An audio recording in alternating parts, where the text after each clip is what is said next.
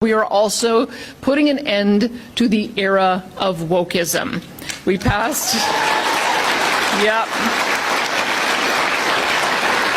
we passed the Jordan Peterson law to create principles of neutrality that prohibit professional regulatory bodies from punishing individuals based on their personally held views or political beliefs. We recently introduced Bill 25, the act to remove politics and ideology from the classrooms, because classrooms should not be woke echo chambers. We think schools should be places of learning where students are taught how to think, not what to think, and where diverse viewpoints are presented fairly and without bias. Yeah. We also passed legislation to ensure that children do not undergo medical, hormonal, or surgical interventions to change their gender, which could permanently limit their ability to have kids.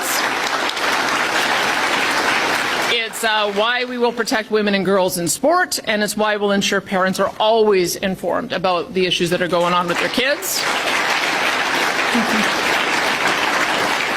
And instead of letting charter challenges stall these laws in the courts, leaving children at risk, we did invoke the notwithstanding clause, because when we said we would use every legal tool to protect kids, we meant it. Yeah. On top of that, we introduced legislation to ensure sexually explicit graphic content is kept out of school libraries so that, images are not getting into the hands of 7-year-old kids. I just can't believe the left pushed back so hard against us on that one. It's bananas.